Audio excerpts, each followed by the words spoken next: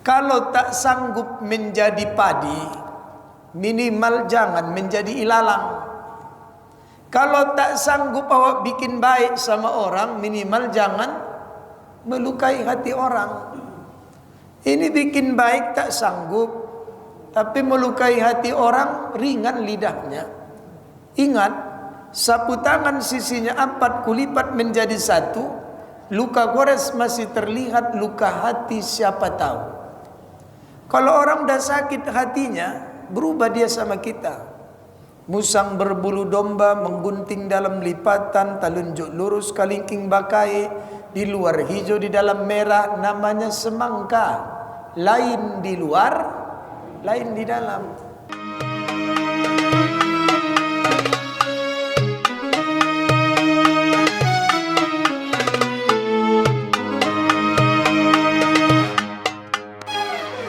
Bapak Ibu jamaah yang dimuliakan Allah, dalam Al-Quran ada satu istilah yang Allah sebut dengan Ashurul Hurum.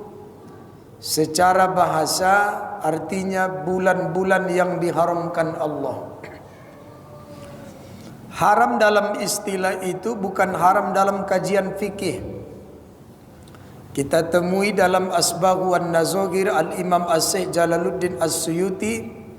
Haram itu maklum kita mengetahui pengertiannya. Berdosa melakukannya, diberi pahala meninggalkannya. Lantas apa maksud haram dalam ucapan itu? Salah satu pakar tafsir kontemporer asal Madinah, almarhum As-Syekh Profesor Dr. Ali As-Sobuni, dalam Safwatut Tafasirnya, Summiyat huruman, disebut dia dengan bulan haram, li'annaha mu'azzamatun muhtaramatun, karena bulan tersebut adalah bulan yang Allah agungkan, bulan yang Allah muliakan. Dalam Fathul Bari Imam Ibnu Hajar Al-Asqalani, bulan haram itu ada 4.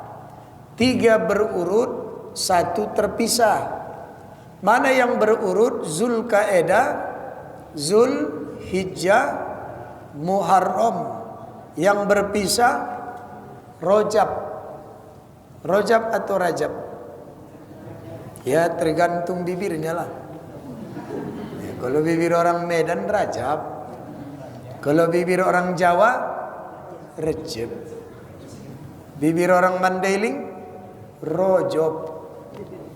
Nah, terserahlah, penting Rajab. Nah, kenapa bulan ini termasuk bulan Muharram adalah bulan yang Allah agungkan?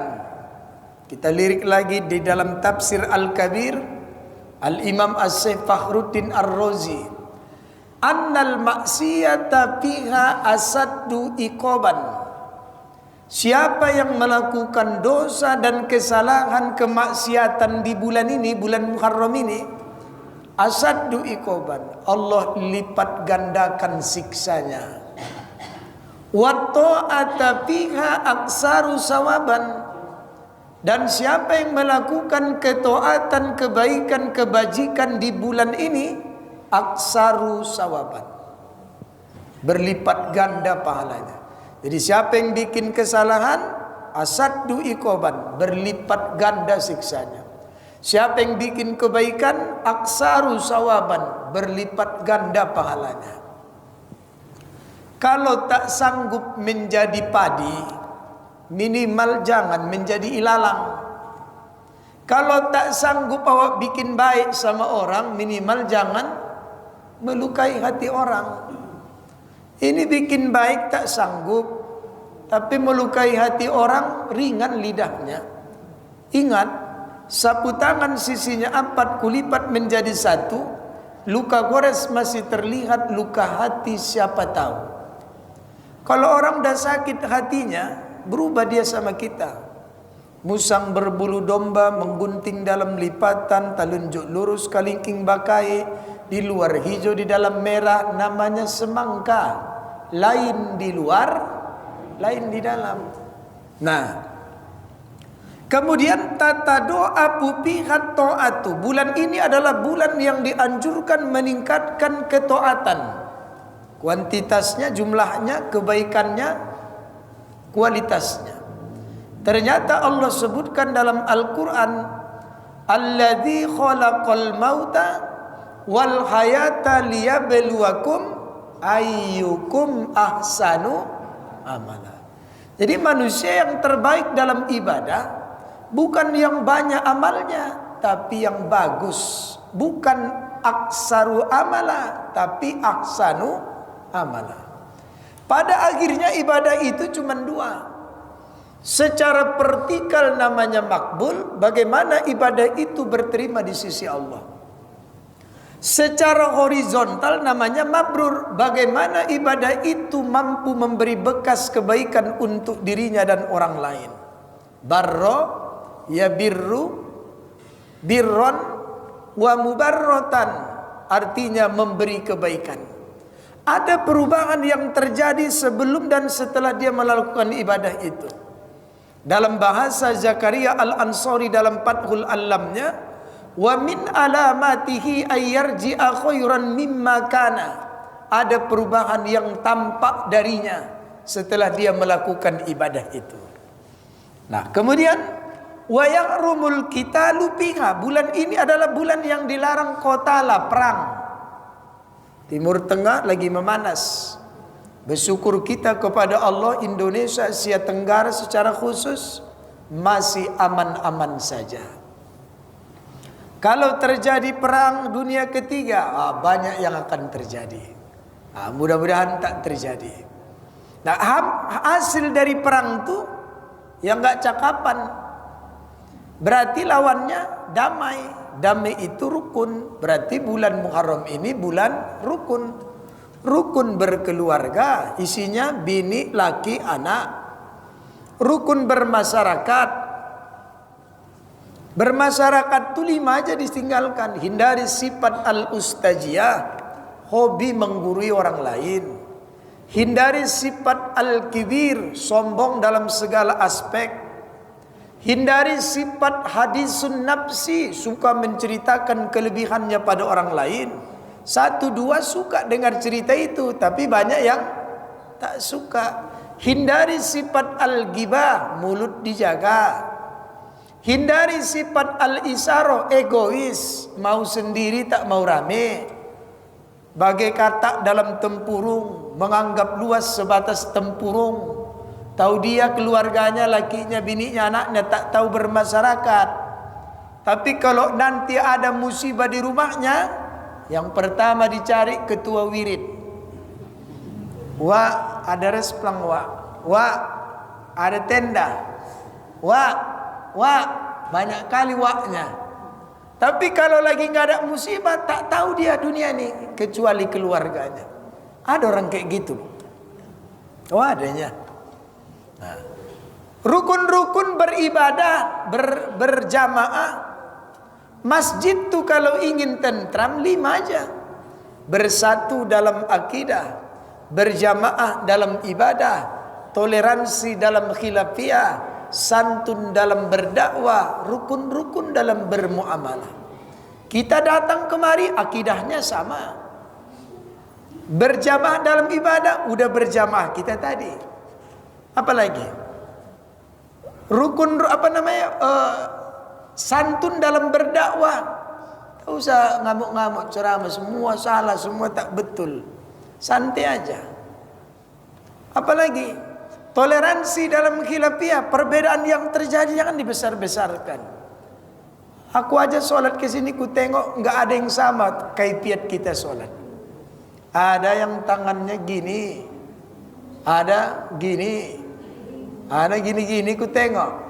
Biarin aja, lantaknya di situ, penting sholat dia. Ada yang mau doa berjamaah, ada yang enggak usah diceritai. Keterkaitan makmum dengan imam tu mulai takbiratul ihram sampai fil alamin innaka hamidum majid. Setelah itu ekstrakurikuler. Boleh ikut, boleh tidak. Yang tak ikut jangan menyalahkan yang berjamaah dalam berzikir. Yang berzikir jangan menyalahkan orang yang tak ikut. Itulah namanya toleransi dalam berkhilafiyah. Rukunlah itu sesuai dengan ayatnya. Innama ya'mur, ini dalam masjid yang enggak ada kaligrafinya nih. Tapi senang saya bersih. Kadang-kadang dibikin kaligrafi itu apa gitu, terbaca-baca di depan. Jadi ibu jamaah yang dimuliakan Allah. Nah sekarang, apalah ibadah yang layak kita perbanyak di tahun baru ini? Kita rujuk semana dapatnya kita baca. Ini namanya kitab I'anatul Talibin. Ada 4 jilid karangan Al-Imam Asy-Syaikh Sayyid Bakri Sayyid Bakri Ad-Dimyati. 1. Situ dijelaskan, ini kitab dari Hasyiah I'anatul Talibin, syarah dari Fathul Mu'in Zainuddin Abdul Aziz Al-Malibari.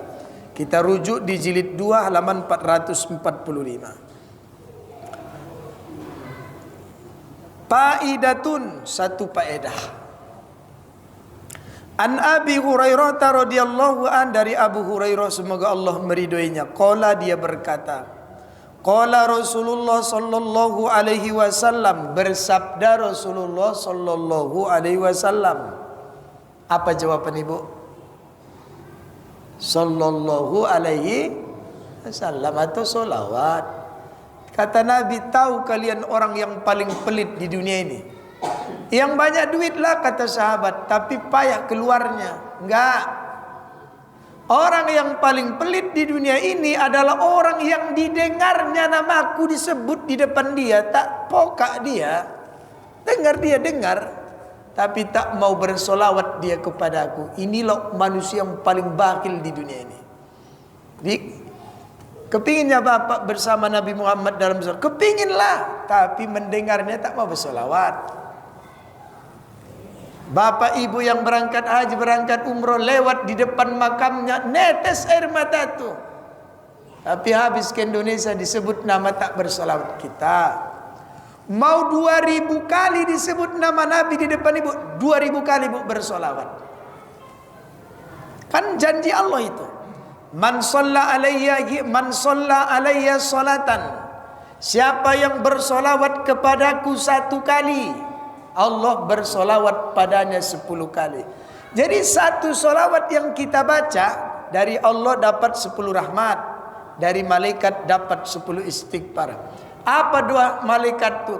Allahumma gfir li abdika fulan, Allahumma gfir li abdika fulan, Allahumma gfir li abdika fulan. Ampunkan hamba kau si fulan itu 1/10. Bayangkan ibu kalau ibu bersolawat 1 hari 1000 kali, berarti kali 10. Dari Allah 10.000 rahmat, dari malaikat 10.000 istighfar. Jadi kita yang udah umur apa namanya nih Pak? Umur remaja. Tidak ada amalan yang terbaik, yang paling ringan kecuali solawat. Ada yang lain, baca Quran poning mata. Mana pula banyak nengok handphone, terakhir nengok mata tuh huruf tuh besatu kunang-kunang. Udahlah, apalagi berzikir ada juga batasannya. Tapi kalau bersolawat sambil duduk, sambil ngapai bisa solawat. Innallaha azza wa jalla, sesungguhnya Allah azza wa jalla, ibtarada ala bani Israila sauma yaumi fis sanah. Sesungguhnya Allah subhanahu wa ta'ala ibtarada, mempardukan, mewajibkan atas bani Israel sauma yaumi fis sanah, puasa 1 tahun sekali. Jadi orang Bani Israel itu wajib puasa 1 tahun dalam setahun. Wa huwa yaumu Asyura, itulah dia puasa Asyura atau hari Asyura. Wa huwal yaumul asiru minal Muharram, hari ke-10 daripada bulan Muharram. Coba Bu, bulan Muharram itu dari Hijriah itu apa aja? Muharram, apa lagi? Safar, Rabiul Awal, akhir, Jumadil Awal, akhir, Rajab, Sya'ban, Ramadan, Syawal, Qaedah, Hijjah. Pikir tak dapat lagi.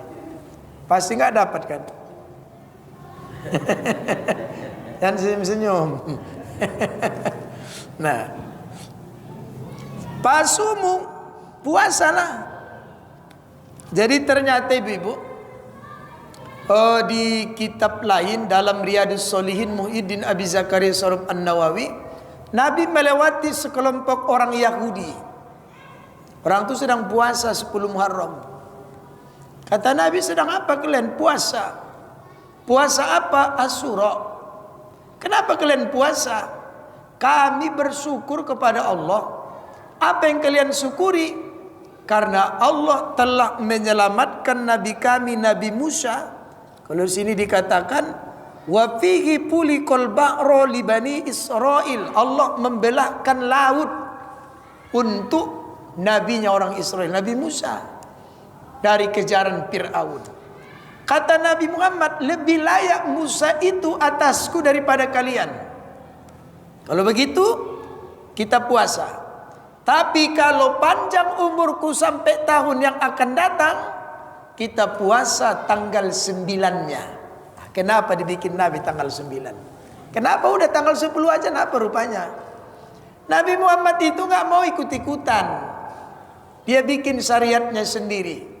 Maka di sini dikatakan, wal hikmatu, adapun hikmah dibuat Nabi tanggal 9 tuh, mukhalafatul Yahud, agar bersalahan dengan amalnya orang Yahudi. Kenapa? Tanggal puasa 10 Muharram atau Asyura itu adalah puasanya orang Yahudi. Nah, supaya ada puasa orang Islam, dibikin tanggal 9. Jadi puasanya umat Nabi Muhammad itu tanggal 9, namanya Tasu'a.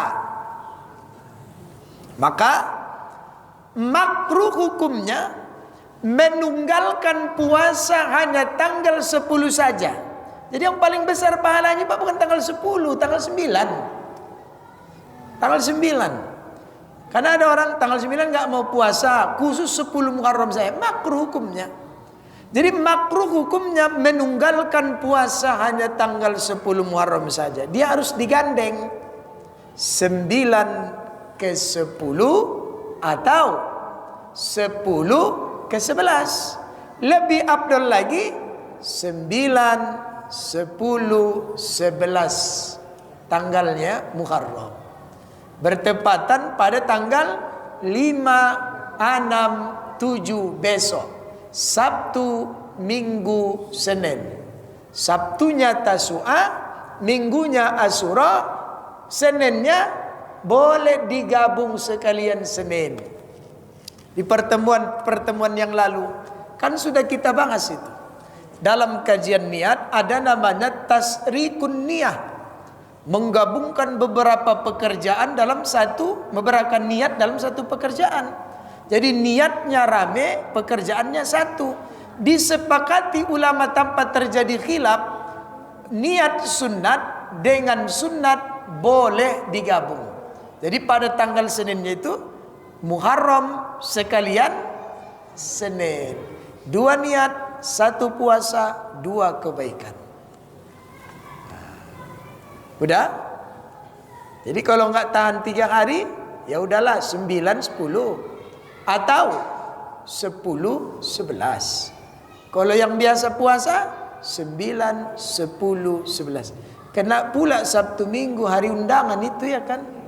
Boleh tak jadi puasa. Alamak, undangan tergoda, makanan enak pula itu.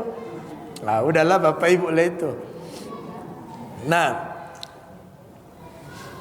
wa wasau ala iyalikum fihi, luaskan belanja keluargamu. Ini untuk Bapak ini. Luaskan keluarga Bapak punya rezeki, keluarkan.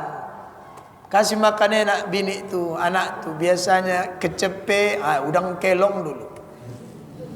Biasanya udang kelong saat kami beli lobster sekalian. Biasanya ikan teri naik kelas lah, dencis minimal. Kalau biasa dencis, kakap. Kalau udah biasa kakap, Ustaz, hiu sekalian. Hiu itu di Sibolga Pak, makanan mahal itu. Saya kalau pergi mengawani Pak Edi Rahmayadi dulu ke Sibolga, kami makan di rumah makan Hasmar atau apa dekat bandara. Bandara itu arah mau ke mana? Rumah makannya kecil, biasa aja, warung tepas. Di situ paling jago dia masak hiu. Saya juga gelik makan hiu pertamanya. Apa ini Pak, hiu? Aku bilang. Enggak lah, aku bilang. Terbayang aku hiu itu makan orang. Inilah anak hiu ini Ustaz, tere dulu tere katanya. Gitu ku makan, suka aku Pak. Jadi setiap aku ceramah ke Tapteng, ku pesan panitia siapkan hiu. Belum ibu rasakan. Nah, singkat kata singkat cerita. Nah, ini dosa kepala. Apa dosa muka? Apa dosa muka ini Bu? Dua, mata dan mulut. Ini jenazah. Ini kepala. Kalau kita menyolatkan jenazah, ini kiblat. Kepala laki sebelah kanan. Kan gitu kan? Jadi kalau perempuan sebelah kiri gitu. Nah, sebenarnya kenapa terjadi perbedaan meletakkan kepala jenazah? Dalam al-fiqhu alal mazahibil arba'ah, karena tidak ada nas tekstual yang konkret dari Nabi. Maka terjadi perbedaan. Jadi ini sebenarnya tradisi yang membudaya di dunia Islam. Laki-laki ke barat, timur, sana utara atau selatan Pak? Selatan, utara. Kepala utara, kakinya selatan. Jadi suatu saat kan kadang-kadang yang mengangkat jenazah itu tak tahu, dia mengangkat-angkat aja. Ini laki-laki yang mati kepalanya kanan, sini. Udah betul ini. Ditanya, imam mana kepala? Datang tukang angkat ini Wak. Kata, oh putar-putar. Putar orang tuh lagi kelenda jadi tuh. Nget. Oh rupanya ini kepala Wak. Putar lagi. Nget. Sampai 3 kali putar-putar. Kalau hidup dia 5 detik ngomong dia. Ini ngaku katanya. Jadi bila terjadi kesilapan, bukan kesalahan ya. Kesilapan meletakkan kepala jenazah. Ditaruh orang tuh kepala laki-laki di sini. Imamnya setentang kepala. Kalau ditaruh orang tuh kepalanya ke selatan, imamnya di sini. Kalau cewek mau kiri mau kanan kepalanya tetap berdiri setentang pinggang, pinggul. Nah pertanyaannya bukan itu. Kenapa laki-laki menyolatkan imam di setentang kepala? Dulu pernah kami tanya kepada guru kami saat belajar di pesantren. Karena puncak dosa laki-laki terbesar itu ada pada kepalanya. Apa kepala? Mata. Ini. Kenapa perempuan menyolatkannya di pinggul? Karena puncak dosa perempuan terbesar itu di antara pusat dan kemaluannya. Paham ya? Di antara pusat dan bukan kemaluan. Pusat dan paha berarti kemaluan. Nah, itu dia. Jadi Bapak Ibu jamaah dimuliakan Allah. Muka, tangan, udahlah nggak usah cerita kalau dosa tangan, baiklah itu dosa kaki. Singkat kata singkat cerita, ketika Nabi Adam mengkonsumsi buah terlarang itu sangkut di lehernya, karena turun ayat dalam Lubabun Nukul fi Asbabin Nuzul As-Suyuti, alam anhakuma antilkum as-sajarah. Bahasa kita di Medan, udah aku bilang jangan kau dekati juga, rasakanlah. Ibu-ibu bilang gini sama cucu, jangan kau main di tangga nanti kau jatuh sekali, jangan 2 kali, gitu jatuh dia. Apa yang ibu lakukan? Tambahin sekali lagi, udah aku bilang kau jangan tadi main di situ, bukan ditolongnya, dicubitkan jarak itu duluan. Kenapa? Geram dia. Nah, sama itu dengan ucapan naga bonar ya kan, udah aku bilang jangan betempur juga kau matilah kau katanya. Jadi ibu bapak-bapak, Siti Hawa ketika dia mengkonsumsi buah terlarang tuh langsung ke belakang, push, lahirlah si merah untuk perempuan. Udah tahu ya? Singkat kata singkat cerita, marah Allah. Diusirlah ke dunia. Oh setan udah senang kali nih, sama kita. Tapi sebelum diusir, ditelanjangi Allah dua-duanya. Malulah, malu. Jadi minta bantuan ahli sorga, nggak ada yang mau bantu kecuali tin. Apa tadi? Tin, buah tin, pohon tin. Dikasih tin itulah kepada mereka 8 lembar daun. 3 lembar daun menutup auratnya Nabi Adam, 5 lembar daun menutup auratnya Siti Hawa. Datang Allah, kenapa kau bantu? Ya Rabbi, Ya Rabbi, Ya Rabbi. Ini nama Allah yang 99 itu nama Asmaul Husna. Ada lagi nama-nama Allah. Nabi kan begitu kan? Nabi itu yang wajib diyakini berapa? Diimani 25. Tapi kan masih banyak Nabi kan? Nama Allah itu pun banyak yang tidak dimasukkan dalam Asmaul Husna. Tapi nama Allah. Contohnya apa? Ya Rabbi. Jadi katakan Ya Rabbi, Ya Rabbi, Ya Rabbi, tak berkurang kemuliaanmu sebab kemaafanmu. Maka sunnah hukumnya kata Nabi tidak ditolak seorang hamba yang berdoa dengan mengawali permintaannya Ya Rabbi, Ya Rabbi, Ya Rabbi, Ya Rabbana, Ya Rabbi. Ya sedikit lagi nih, sedikit lagi. Takut tak jadinya. Ya Rabbi. Apa arti Ya Rabbi itu? Banyak kita mengartikan ya Tuhanku. Salah. Bahasa Arab Tuhan itu ilah. La ilah, ilah. Ya Rabbi itu apa? Ya pemeliharaku, ya penjagaku, ya penolongku. Itu artinya. Ya Rabbi, wahai penjolongku. Ya Rabbi, wahai pemeliharaku. Ya Rabbi, wahai penjagaku. Tolong, tolong, tolong, tolong, tolong, tolong. Sunnah hukumnya mengawali doa itu dengan Ya Rabbi 3 kali ya. Sebagaimana ucapan tintu Ya Rabbi, Ya Rabbi, Ya Rabbi. Saat orang berada di padang Arafah, Ya Rabbi, Ya Rabbi, Ya Rabbi, ji'tuka bijurmi, ji'tuka bijurmi, ai zambi litakfirahu bihilmik. Wahai pemeliharaku, wahai penolongku, wahai penjagaku, aku datang membawa segudang dosa. Aku berharap dengan kemahamurah bijaksananmu, berkenanlah engkau menggugurkan dosa dan kesalahanku.